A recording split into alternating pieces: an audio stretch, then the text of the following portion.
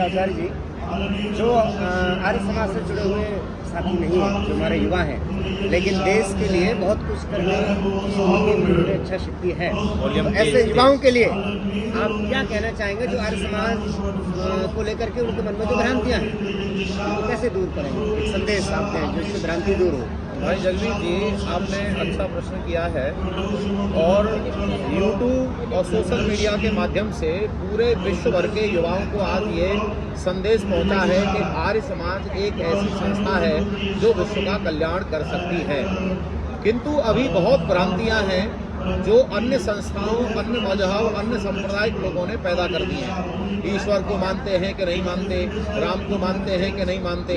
अच्छा, जो सबसे बड़े ईश्वर भक्त हैं उनसे पूछा जा रहा है कि ईश्वर को नहीं मानते। जो सबसे ज़्यादा राम का आदर करते हैं, हमारे आदर्श हैं मर्यादा पुरुषोत्तम श्री राम, योगेश्वर कृष्ण महाराज, उनसे पूछा जा रहा है कि आप कृष्ण को नहीं मानते। तो ऐसी भ्रांतियों का निवारण करना है तो आपको इस सम्मेलन में आना पड़ेगा। आपको इस सम्मेलन में आकर के वेद के बारे में जानने को मिलेगा, आपको शास्त्रों के बारे में जानने को मिलेगा। यहाँ एक मंडप ऐसा बनाया गया है जहाँ पर प्रातःकाल से शाम तक बच्चों की शास्त्रीय वक्तृत्व स्पर्धाएं चल रही हैं, प्रतियोगिताएं चल रही हैं। कोई वेद का याद कर लिया है, किसी ने अष्टाध्यायी, तो सैकड़ों बच्चे हैं अष्टाध्यायी याद किए हुए।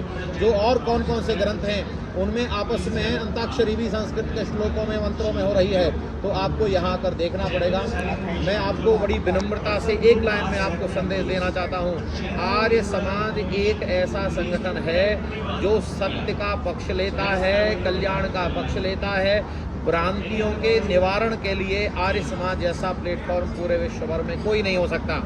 एक बात और निवेदन के साथ, आपको पूरे विश्व भर में ऐसी कोई जगह नहीं मिलेगी जहां पर सारे लोग जा सकें। जी। कहीं जातिवाद के आधार पर नहीं जा सकते, कहीं मतों के आधार पर नहीं जा सकते, कहीं पूजा पद्धति के आधार पर नहीं जा सकते, कहीं संप्रदाय के आधार पर नहीं जा सकते, कहीं क्षेत्रों के आधार पर नहीं जा सकते। लेकिन विश्व में एकमात्र ऐसी संस्था है जिसे आर्य समाज कहते हैं, जहां प्रत्येक जाति संप्रदाय और विश्व का किसी भी कोने का व्यक्ति आकर अपने जीवन का कल्याण कर सकता है और विश्व शांति के इस महायज्ञ में अपना सहयोग दे सकता है। केवल मात्र एक आर्य समाज है जो महर्षि दयानंद के द्वारा लगाया वृक्ष है, इसे पुष्पित पल्लवित करना है।